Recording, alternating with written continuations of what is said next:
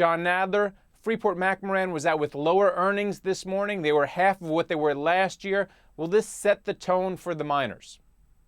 Well, Greg, it might, because at the end of the day, this is a huge miner for copper and iron ore. And of course, wherever China goes, these miners follow.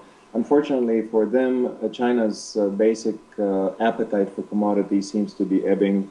And that's a big problem, because for every 1 percentage point in GDP contraction, the value of the industrial commodity sector basically takes a $10 billion hit.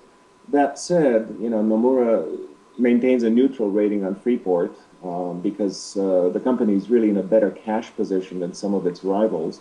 And, it could go its own way, even if the rest of the complex contracts here. But yes, it's very important to watch China because at this point, as we speak, supplies of copper and iron ore and coal, of course, are piling up, sky high over there, and GDP growth seems to be limping.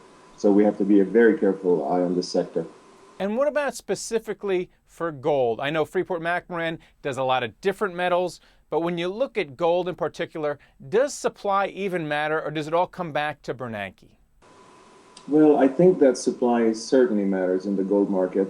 At the end of the day, we have to look at the fact that for several years now, the mining community has had no problem eking out 4 to 6% gains in total annual output. Obviously, these margins are very encouraging for a lot of these companies to go digging and then put the gold into the marketplace.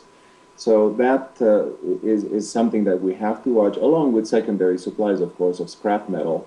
But primary mine supply has grown, and it needs to reflect the reality in the marketplace that we have a surplus of anywhere from 14 to 1,700 tons of gold, which must continually be absorbed by investment demand offtake.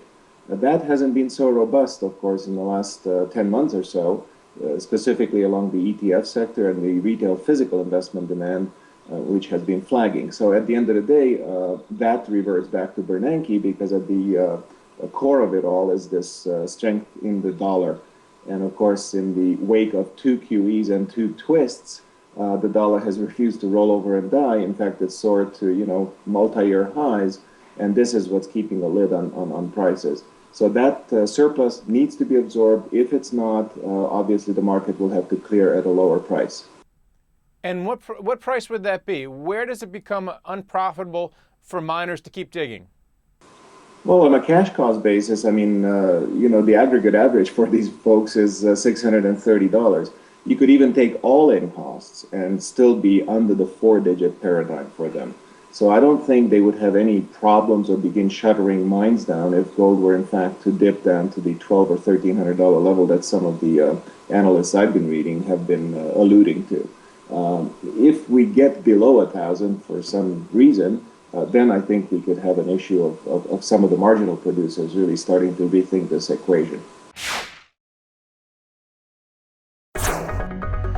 This market is stock pickers market. Stocks have rallied this year. We're coming into a Monday where we're going to